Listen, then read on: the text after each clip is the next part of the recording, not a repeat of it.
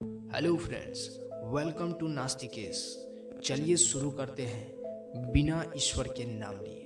भगवान मानने की चीज है, जानने की नहीं। दोस्तों, इस वीडियो के अंदर आपने देखा कि जया किशोरी जी ने कहा कि ईश्वर हमारे लिए जानने का नहीं, मानने का चीज है।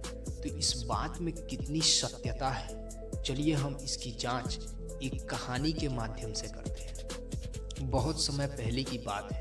एक गांव में एक महिला रहती थी और उस महिला को कहीं से एक नेवला का बच्चा मिलता है। वह अपने जीवन में उस नेवले को लाती है और धीरे धीरे उसका पालन पोषण कर उसे भी पालती है। और उस महिला का एक बच्चा भी होता है। वो बच्चा अभी बेहद छोटा होता है। एक दिन की बात है, वो महिला अपने आंगन में खाट लगाती है और बच्चे को वहां सुला के अपने काम के लिए चली जाती है। जैसे ही वो घर से बाहर जाती है, तभी उस बच्चे के ऊपर एक सांप आ जाता है और वह सांप उस बच्चे को जैसे ही डसने का प्रयास करता है, तभी वो पालतू नेवला उस सांप से जा भिड़ता है और उस सांप को मार डालता है और उसे दो भागों में बांट देता है, जिसके कारण उस नेवले के मुंह पे उस सांप का खून लग जाता है। इसके बाद वो नेवला तेजी के साथ अपने मालकिन की तलाश में घर से बाहर निकलता है। अभी दरवाजे तक ही पहुंचा होता है कि उधर से मालकिन आ रही होती है और वह मालकिन नेवले के मुंह में खून लगा देखकर बिल्कुल चौंक जाती है और वह इस बात की जांच करने की कोशिश नहीं करती है कि ये नेवले के मुंह में लगा खून कैसा है।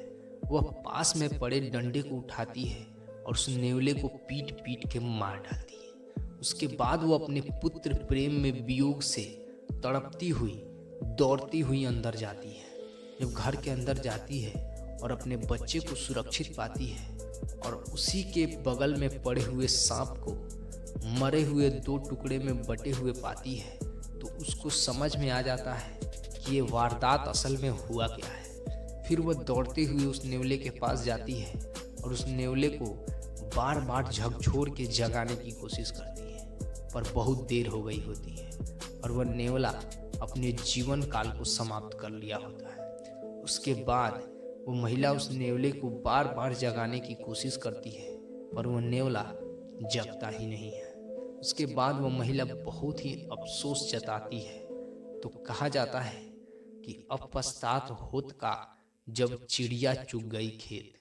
तो दोस्तों, इस कहानी का माध्यम में बताना चाहूँगा कि जिस प्रकार से इस महिला का पुत्र वियोग के कारण एक नेवले के ऊपर संदेह करना और उसे जान से मार डालना, ठीक इसी प्रकार हम इस समय ईश्वर को बिना जाने अगर मानना शुरू कर देंगे तो वह एक अंधभक्ति हो जाएगी।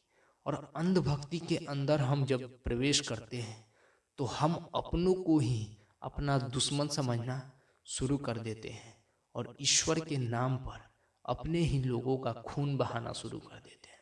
तो मेरा इस कहानी और इन सब चीज़ों का कंक्लूजन ये निकलता है कि दोस्तों, हमें किसी भी चीज़ को पहले जानना चाहिए, फिर मानना चाहिए। धन्यवाद।